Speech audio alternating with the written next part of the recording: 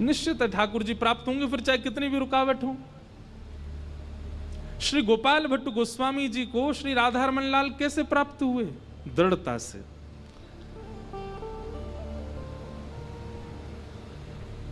सुनो, द्रविड़ देश में, दक्षिण भारत में, श्रीरंगम के पास के गांव में गोपाल भट्ट गोस्वामी जी का प्रादुर्भाव हुआ। आपके चाचा जी श्रीमन महाप्रभु, चैतन्य महाप्रभु के अनन्य शिष्य थे। इस कारण से बचपन से ही आपके भीतर भी भक्ति भाव प्रज्वलित था। बहुत ध्यानपूर्वक सुनो सब लोग। श्री गोपाल भट्ट गोस्वामी 11 वर्ष की आयु के थे जब केवल, तब महाप्रभु जी का वहां आगमन हुआ और उन्होंने 4 महीना चातुर्मास वहां किया। ऐसा भक्तमाल जी में मैंने पढ़ा कि जब महाप्रभु जी बैठकर के प्रवचन करते थे तो 11 वर्ष की आयु में सामने बैठकर के श्री गोपाल भट्ट गोस्वामी जी नेत्रों से अविरल नीर बहाते और जाकर के दंडवत प्रणाम करते और जिज्ञासा में केवल एक ही प्रश्न करते कि हमें ठाकुर के साक्षात दर्शन कब होंगे। महाप्रभु जी इतने प्रसन्न हो जाते कि उनको उठा करके अपनी गोद में रखते। यही ऐसा ही प्रसंग आता है मीराबाई का। मीराबाई रोज आ जाती है कथा में। पहले दिन ही हमारे बी पराग जी ने हमको छेड़ दिया, बोले अगले साल महाराज जी मीरा चरित्र। अब मेरा आधा चरित्र तो मैं यहीं सुना गया हूं इसी साल ही। मीराबाई के प्रसंग में आता है कि मीराबाई जब अपने पिताजी के यहां रहती थी तो एक जोशी नाम के वक्ता आते थे और वे जोशी जी आकर के कथा सुनाते थे। तो कथा सुनने के बाद में सब श्रोता प्रणाम करते थे मंच को। तो मीराबाई आती और मीराबाई आकर के जोशी जी से कहती, जोशी जी जो वक्ता थे उनसे, आप जिनका चरित्र सुनाते हो, आप जिनकी लीला सुनाते हो, जिनके नेत्र ऐसे हैं, जिनका वपु ऐसा है, जिनका मुकुट ऐसा है, ये हमको कब मिलेंगे? सबके प्रश्नों के उत्तर उनके पास होते, पर वो छोटी सी मीरा ऐसे बोलती कि मुझे कब मिलेंगे।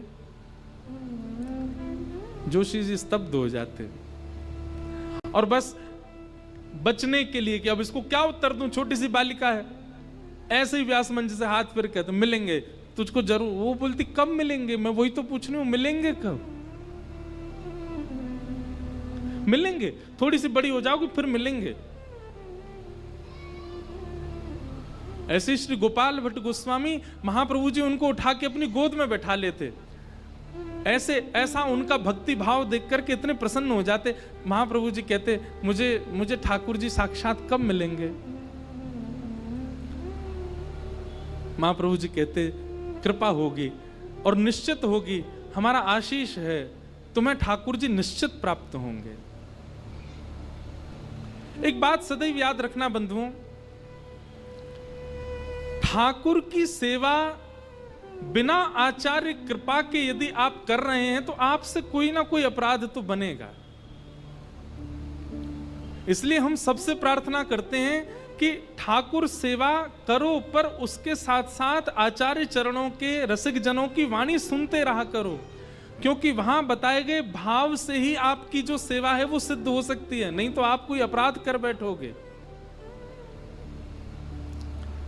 चाहे वो रूप सनातन गोस्वामी हो, चाहे मधु पंडित पाद हो, चाहे आज गोपाल भट्ट गोस्वामी हो, सबके चरित्र में आपको एक चीज मिलेगी कि सबने रसिकों का संग किया, आचार्य संग किया।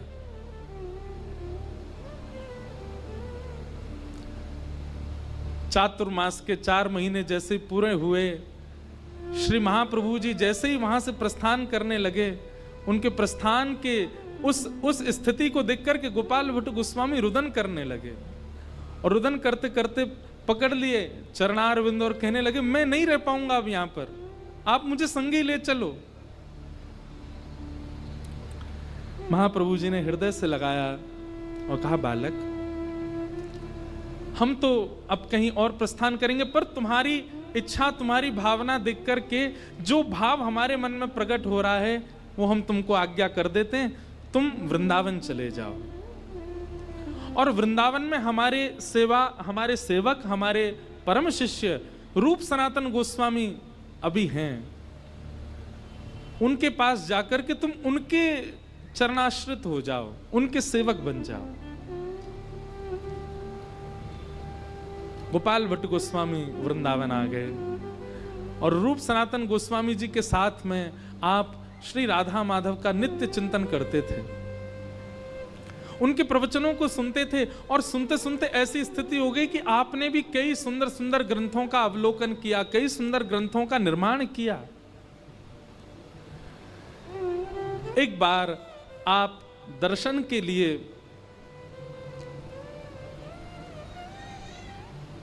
नेपाल गए और नेपाल में गंडकी नदी का जो प्रारंभ होता है दामोदर कुंड, वहीं पर ही शालिग्राम भगवान प्राप्त होते हैं। आपने जाकर के मनोवांछित इच्छा से अपनी सेवा का स्वरूप मांगा और श्री शालिग्राम भगवान आपको प्राप्त हुए।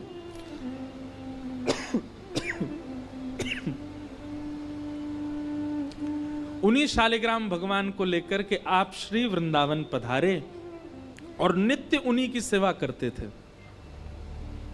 बहुत ध्यानपूर्वक सुनिएगा। श्री राधा रमण जी के प्रकट होने के एक नहीं अनेक कारण हैं। एक कारण बताया जाता है कि एक सेठ जी वृंदावन में घूम रहे थे और सब मंदिरों में जाते और वहां के ठाकुरों का कद काटी पूछते, बोले इनको किस नाप का वस्त्र धारण कराना चाहिए, तो वैसा दर्जी से बनवा करके वस्त्र धारण करवाने के लिए दे जाते। सब मंदिरों में भ्रमण करते करते आप जब श्री गोपाल भट्ट जी के पास पहुंचे तो आपने जाकर के निवेदन किया, महाराज यहां जितने भी ठाकुर हैं हम सबकी पोशाक बनवा रहे हैं, आप भी अपने ठाकुर जी का स्वरूप बता दीजिए तो हम उनकी पोशाक बनवाएं। अब ये सुनकर के गोपाल भट्ट गोस्वामी जी के तो नेत्र बंद होगा। अब मैं क्या बोलूं, हमारे तो शालिग्राम ठाकुर जी हैं, वो पोशाक ही नहीं पहनते। सेठ जी बाहर खड़े हैं, बोले बताइए आपके ठाकुर जी का स्वरूप कैसा है, हम उनकी वैसी पोशाक धारण करा देंगे। गोपाल भट्ट गोस्वामी अपने ठाकुर जी को देखें और नेत्रों में नीर भर आए और प्रार्थना करने लगे, नाथ याचक तो आया है देने के लिए वस्त्र, लेकिन मैं कैसे बताऊं मेरे ठाकुर की कमर ही नहीं है, मैं कैसे कहूं मेरे ठाकुर की भुजा ही नहीं है, मैं कैसे कहूं मेरे ठाकुर का वक्ष ही नहीं है, मेरे ठाकुर जी के चरण ही नहीं है तो सब, पर मैं धारण कैसे कराऊं नाथ आपको। सेठ जी से कहा, भैया आप कहीं और ही चले जाओ, हमारे ठाकुर जी को आवश्यकता नहीं है। सेठ जी बोले नहीं नहीं आप बताइए ना, आप संकोच मत करिए, जैसे भी ठाकुर मैं बना के दूंगा। गोपाल भट्ट गोस्वामी बोले हम तुमसे कह रहे हैं ना कि हमें आवश्यकता नहीं, चले जाओ। पहली वेदना का कारण प्रकट हुआ गोपाल भट्ट गोस्वामी जी के चित्त में, और नित्य अपने ठाकुर जी की सेवा करते करते कहते, नाथ सब श्रृंगार करते मुझे अधिकार नहीं है, क्यों?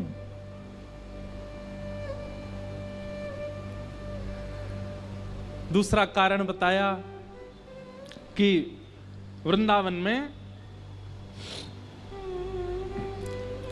कहीं कथा चल रही थी और वहां कथा में सुंदर हिंडोला उत्सव हो रहा था, क्योंकि समय था हिंडोला का, सब अपने अपने ठाकुरों को हिंडोला झुला रहे थे। तभी गोपाल भट्ट गोस्वामी जी के मन में आया कि हम भी अपने ठाकुर जी का हिंडोला उत्सव करें। तो जैसे सबको बुलाया जाता है, ऐसे गोपाल भट्ट गोस्वामी पूरे वृंदावन में सब आचार्यों को निमंत्रण दिया, सब आइए हम भी अपने ठाकुर जी का हिंडोला उत्सव करेंगे। सब आचार्य आए, रूप सनातन गोस्वामी आए, सब आचार्यों के बीच में श्री हितरवंश महाप्रभु के परम शिष्य श्री हरिराम व्यास जी भी आए। अब सब आचार्य जन आकर के बैठ गए और यहां गोपाल भट्ट गोस्वामी जी झूला कर रहे थे। झूला करते करते अब आचार्य अपने अपनी बधाई उत्सव गावे, सब लोग अपने अपने पद गावे। हरिराम व्यास जी आए, हरिराम व्यास जी से कहा हमारे ठाकुर जी झूला झूलना है, आप भी कोई पद गाओ। हरिराम व्यास जी ने झूला की ओर देखा, झूला की ओर देख के बोले गा दूं? बोले हाँ गा दीजिए। झूले रे झूले मेरे गंडकी नंदन, झूले रे झूले मेरे गंडकी नंदन, झूले रे झूले मेरे गंडकी नंदन, झूले रे झूले। जैसे ही कहा गंडकी नंदन, गोपाल भट्ट गोस्वामी जी के नेत्र खुले। बोले ये क्या बोल रहे? इन्होंने यशोदा नंदन नहीं कहा, इन्होंने देवकी नंदन नहीं कहा, इन्होंने नंद नंदन नहीं कहा, क्या करें? गंडकी नंदन। गंडकी नदी से प्रकट होते शालिग्राम। झूले रे झूले मेरे गंडकी नंदन, झूले रे झूले। 3-4 बार तो एक ही गाने लगे तो सब आचार्य बोले आगे तो गाओ। आहा, स्वरूप कैसा है इनका। अब हरिराम व्यास जी जो है ना, हमारे ब्रज के थोड़े विनोदी स्वभाव के, मजाक किया थे। वो गा रहे हैं मानहु भट्टा कढ़ी में बोरे, मानहु भट्टा कढ़ी में बोरे, अंग लगायो चंदन चंदन, अंग लगायो। हरिराम व्यास जी बोल रहे हैं, बोले ऐसे लग रहे हैं जैसे बैगन को कड़ी में बोर दिया हो। तो कड़ी में बैगन बोर दो तो उसके जहां से बोरा गया है वहां कड़ी लग जाती तो पीरो पीरो लग जाए। इनके शालिग्राम भगवान के ऊपर चंदन बिल्कुल ऐसा ही लग रहा है जैसे मानो कोई बैगन के ऊपर कड़ी डाल दी हो। अब ये सुन करके तो गोपाल भट्ट गोस्वामी जी को और बुरा लगा। बोले ऐसे क्यों बोल रहे हैं भाई, सबको अपने ठाकुर प्रिय हैं। आचार्यों ने कहा और गाओ और गाओ। आगे कह रहे हैं हाथ ना पाए नैन नहीं नाशा, हाथ ना पाए नैन नहीं नाशा, ध्यान करत कछु होत आनंदन, ध्यान करत कछु। झूले रे झूले मेरे गंडकी नंदन, झूले रे झूले मेरे। इनकी आंख नहीं है, नाक भी नहीं है, हाथ भी नहीं है, पैर भी नहीं है, कान भी नहीं है। नेत्र बंद करके प्रयास तो कर रहा हूं कि कुछ ध्यान में आ जाए, पर कुछ आ नहीं रहा है मेरे। गोपाल भट्ट गोस्वामी जी विरह आतुर हो गए, नेत्रों से अश्रुपात गिर रहा है। लेकिन बंधुओं देखो, ये आचार्यों की गाई गई वाणी भले ही वो किसी भी रूप में हो, वो कारण बनती है ठाकुर जी के भाव को प्रकट करने के।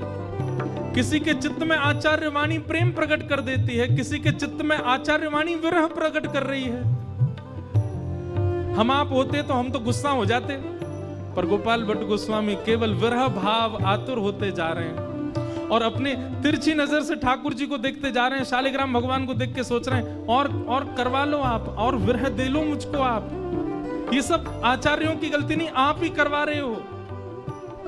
हरिराम व्यास जी कहते हैं जालंधर और वृंदावल्लभ, जालंधर और गावे व्यास कहाँ कहीं छंदन, गावे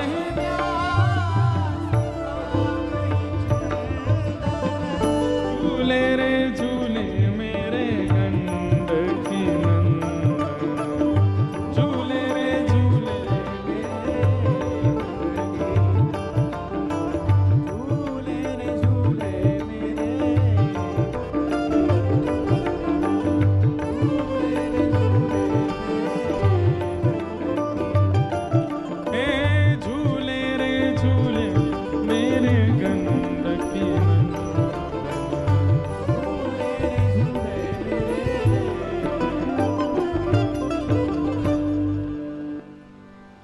राधा रमण लाल की जय। आज कथाक्रम के इस भाव में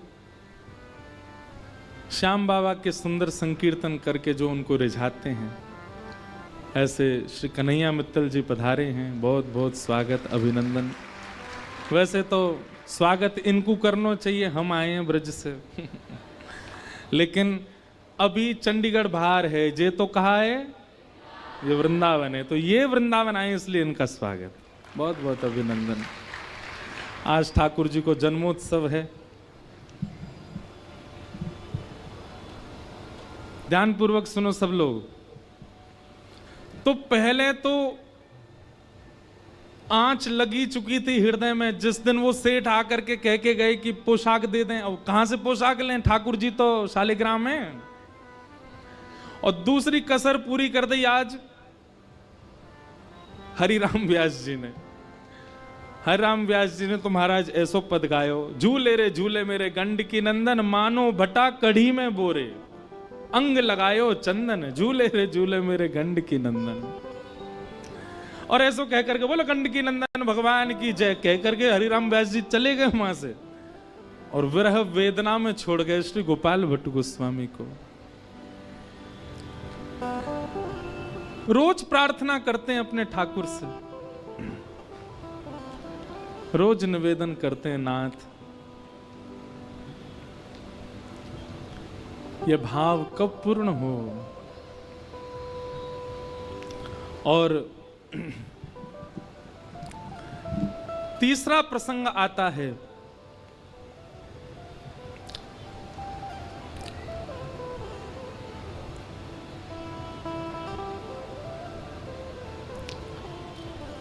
नृसिंह चतुर्दशी। बहुत ध्यानपूर्वक सुनिएगा।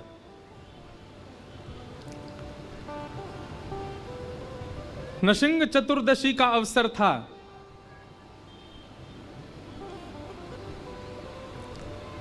और तभी गोपाल भट्ट गोस्वामी जी श्रीमद् भागवत में नृसिंह भगवान के प्रादुर्भाव की कथा सुन रहे थे। योऽन्तः प्रविश्य मम वाचमिमां प्रसुप्तां संजीवयत्यखिल शक्तिधरस्वधाम्ना। नाथ, आप सभी प्राणी मात्र के हृदय में प्रवेश करके भक्ति भाव जागृत करते हैं और प्रहलाद जैसे भक्त के लिए आप खंभ से भी प्रकट हो जाते हैं। स्तंभे संभाया न मृगम न मानुषम। प्रहलाद की भावना से भगवान खंभ भेदन करके नृसिंह रूप धारण करके प्रकट हो गए। जब इस भाव को आप अध्ययन कर रहे थे, पढ़ रहे थे नृसिंह चतुर्दशी वाले दिन, गोपाल भट्ट गोस्वामी जी तो ऐसे विरह आतुर हो गए, बोले कि आप ऐसा नहीं है कि आप प्रकट नहीं हो सकते, आप हुए हैं प्रकट, आप खंभ से प्रकट हुए हैं प्रहलाद के लिए। प्रहलाद के लिए खंभ से प्रकट हो सकते हैं, नाथ तो मेरे लिए शालिग्राम से क्यों नहीं हो सकते? मैं आपकी सेवा में कहां कमी चूक कर रहा हूं? एक बात याद रखिएगा बंधुओं, ठाकुर जी की प्राप्ति में उत्कंठा विशेष होती है। आप उत्कंठित कितने हो उनको प्राप्त करने के लिए। जैसे पानी की महिमा कौन बताता है? प्यास। भूख की महिमा कौन बताता है? भोजन की महिमा कौन बताता है? भूख। वैसे ही ठाकुर जी की महिमा पता चलेगी उत्कंठा से। जब तक उनके लिए उत्कंठित नहीं होगे, जब तक तड़प नहीं आएगी जीवन में, ठाकुर जी प्राप्त नहीं होते। हम लोग नाच लेते हैं, गा लेते हैं, कथा सुन लेते हैं, थोड़ा बहुत भाव मन में आ जाता है, बस उसी से ही हम लोग संतुष्ट हो जाते हैं। इस मात्र से ठाकुर जी प्राप्त नहीं होने वाले। उत्कंठित नहीं हुआ, विरह व्याकुल नहीं हुआ, तब तक ठाकुर जी नहीं मिलेंगे। गोपाल भट्ट गोस्वामी जी को पहले तो वो सेठ जी ऐसा करके चले गए, फिर हरिराम व्यास जी के पद से उनका मन बड़ा क्षुभित हो गया और तीसरी स्थिति आई जब आप नृसिंह चतुर्दशी वाले दिन भागवत जी में नृसिंह भगवान के प्रादुर्भाव की कथा सुनते हैं, और तभी आपके मन में भाव आता है कि आप प्रहलाद के लिए खंभ से प्रकट होते हैं, मेरे लिए शालिग्राम से प्रकट नहीं हो सकते। ठाकुर जी को प्रणाम किया, वंदन किया, खूब नीर बहाए, बोले नाथ मैं भी चाहता हूं आपका श्रृंगार करूं, मैं भी चाहता हूं आपकी आरती करूं, मैं भी चाहता हूं आपको भोग पधराऊं, ये सब तो करता हूं, पर श्रृंगार का एक विशेष भाव है। कस्तूरी तिलकम ललाट पटले वक्षस्थले कौस्तुभम नासाग्रे वरमौक्ति कंतर तले वेणु करे कंकणम सर्वांगे हरिचंदनम सुललितम कंठे च मुक्तावली गोपस्त्री परिवेष्टितो विजयते गोपाल चूड़ामणि। श्रृंगार की बड़ी लालसा है नाथ, मैं भी आपकी भुजा पकड़ूं, मैं भी चरण दबाऊं, मेरे भी नाथ त्रिभंग लली हों। इसी विरह वेदना में रात भर विरह आतुर विरह करते करते करते करते रात्रि में सो गए, और प्रातः काल उठ करके स्नान ध्यान करके यमुना जी से लौट करके आए, और जैसे ही आकर के अपने ठाकुर की सेवा में पहुंचे हैं तो रात्रि में शयन के समय जो ठाकुर जी को सुंदर सी चदरिया उड़ाई हती, देख रहे हैं कि वो चदरिया ऐसी चिपटी होनी चाहिए, पर वो तो खड़ी भई है। गोपाल भट्ट गोस्वामी बोले ये चद्दर ऐसी खड़ी सी कैसे है गई है? आपके कुछ सेवक गण थे, सब आश्चर्यचकित हो गए, बोले ये चद्दर कैसे खड़ी है गई? तभी आपने जाकर के जैसे ही अपनी भुजा से उस वस्त्र को वहां से अनौसर किया, तभी देखते हैं त्रिभंग लली श्री राधा रमण लाल वहां पर विराजमान है। बोल राधा रमण लाल की। पहला दर्शन करके तो श्री गोपाल भट्ट गोस्वामी मानो जैसे मूर्छा में आ गए हों। ऐसे सुंदर कपोल, ऐसे सुंदर भुजा, ऐसे सुंदर चरणारविंद, ऐसा सुंदर वक्ष, ऐसी सुंदर ग्रीवा, ऐसा सुंदर मुखमंडल। लेकिन तभी मन में विचार करने लगे, भैया ये कौन के ठाकुर यहाँ कैसे आ गए, हमारे शालिग्राम भगवान कहाँ हैं? जैसे ही घूम करके देखा तो श्री राधा रमण लाल जी के त्रिभंग ललित स्वरूप के पीछे ही शालिग्राम भगवान है, उसी में से प्रकट होकर के श्री ठाकुर जी पधारे हैं।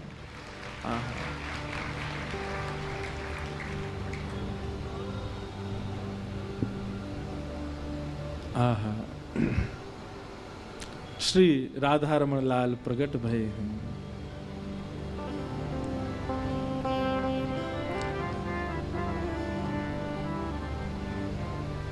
श्री गोपाल भट्ट जुके हृदय वेदना प्रगट्यो शालिग्राम। श्री गोपाल भट्ट हृदय वेदना प्रगट्यो शालिग्राम। श्री गोपाल भट्ट जुके हृदय वेदना प्रगट्यो शालिग्राम।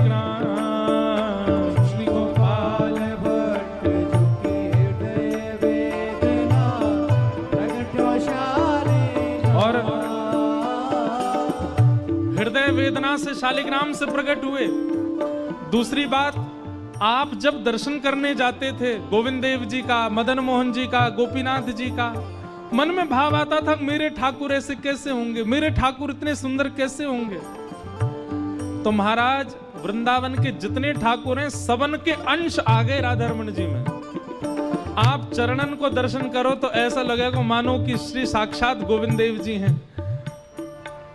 कटी भाग को दर्शन करो तो ऐसा लगे मदन मोहन जी हैं। मुखमंडल को दर्शन करो तो ऐसा लगे श्री गोपीनाथ जी हैं। तीनों के भाव से तीनों रूप एकाकार होकर के श्री राधा रमण लाल प्रकट हो गए।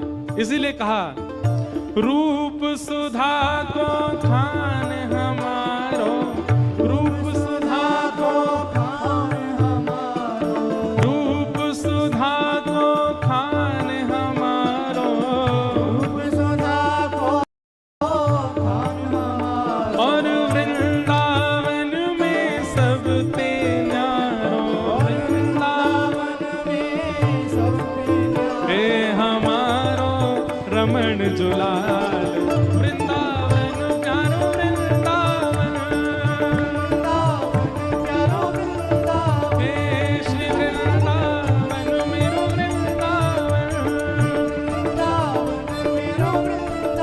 रूप सुधा को खान हमारो, रूप सुधा को